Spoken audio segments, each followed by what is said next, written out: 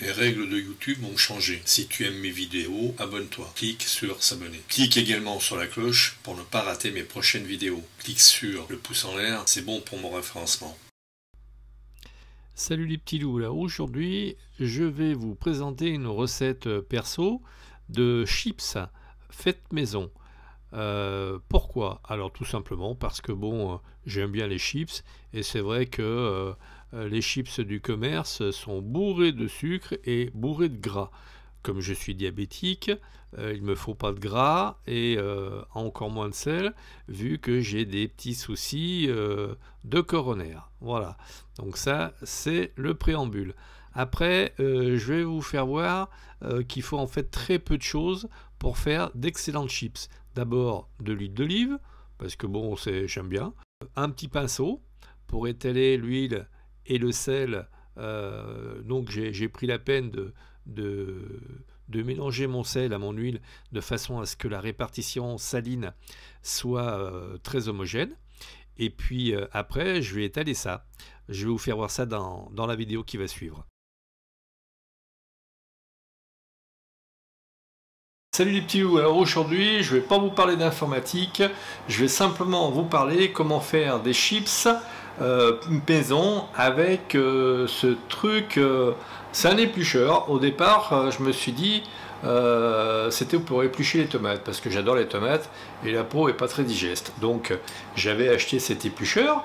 Et c'est vrai qu'en faisant des épluchages, je me suis dit, tiens, on pourrait faire des chips. Et comme je suis diabétique, j'ai pas droit vraiment à des trucs très gras, très sucrés. Or, les pommes de terre, c'est du sucre lent, mais en définitive, c'est du sucre au bout de la chaîne. Et les chips, je vous raconte pas, comme c'est gras, je crois que c'est ce qu'il y a plus gras dans le règne de la pomme de terre, entre les frites, les pommes de terre cuites à la vapeur, cuites à l'eau, etc. Les chips, c'est ce qu'il y a de pire. Donc je me suis dit, j'aime bien les chips, et c'est vrai que bon. Alors comment je procède? Donc je vous ferai grâce de l'épluchage, hein, parce que bon, c'est un petit peu fastidieux, un quart d'heure pour éplucher 3 patates, et les découper quand même hein, en fines lamelles. Alors je vous fais voir les fines lamelles, voilà, toc, hein. Je les ai séchées, je les ai d'abord lavées. Alors je vous explique comment j'ai fait, là je brûle une étape. Alors je les fais blanchir. Alors qu'est-ce que c'est que le blanchir un légume? C'est-à-dire que on le met dans l'eau bouillante, salée. Alors moi j'ai aromatisé mon eau de façon à avoir un goût à la base. Donc moi j'ai mis des petites épices, éventuellement si ça vous intéresse je vous dirai ce que j'ai mis comme d'épices. Donc j'ai mis du basilic, j'ai mis du sel, du vinaigre pour éviter de saler, pour donner un petit goût quand même acidulé et grelet là, que j'aime bien. Ensuite pendant 3 minutes, à partir du moment où l'eau bout, on plonge les chips dans l'eau bouillante pendant 3 minutes. Après je les mets dans l'eau froide pour stabiliser la cuisson et puis pour qu'elle soit bien ferme, pour pas qu'elle s'éclate quand je vais les étaler. Ensuite c'est là la période où j'en suis.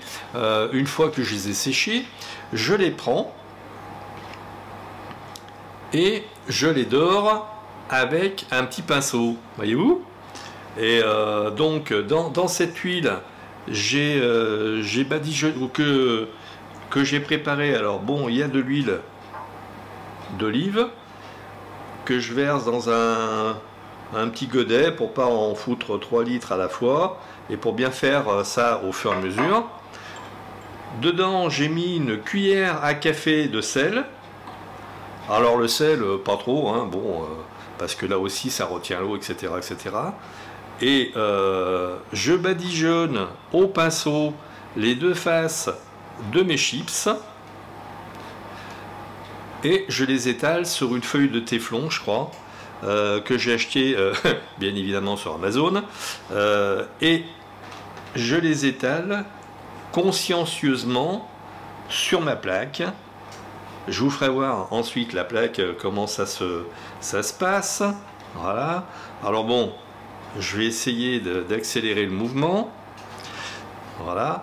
Et donc Après, pendant ce temps-là, pendant que je badigeonne mes petits chips, je mets mon four à chauffer à 160 degrés. C'est un four à chaleur tournante qui va très très bien.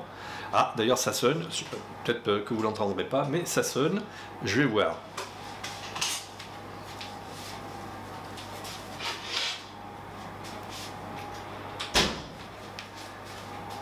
Et voilà le résultat des petites chips super croustillantes, pas trop salées, un vrai régal. Hop là. Donc là je vais terminer ma troisième plaque de chips.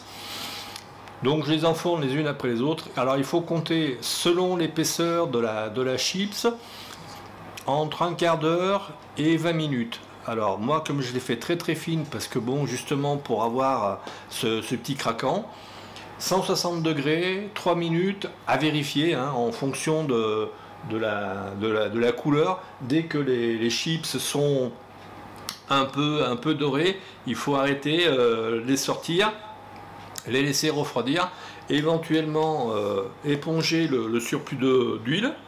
Voilà, bon appétit et à très vite. Bon, en fait, c'est pas 3 minutes, c'est 10 minutes. Mais ceci dit, dans la recette initiale, c'était marqué 15 à 20 minutes. Donc là, 10 minutes, c'est très sympa. Alors, pourquoi est-ce que j'utilise un couteau à éplucher pour faire mes chips? Tout simplement parce que les chips sont beaucoup plus fines. Parce que ma mandoline que j'ai sous la main ne fait pas des chips suffisamment fines. Ça fait des chips d'une épaisseur de 2-3 mm. Je trouve que c'est trop gros. Moi, ce que j'aime bien, c'est quand on prend une chip, c'est qu'elle cracouille.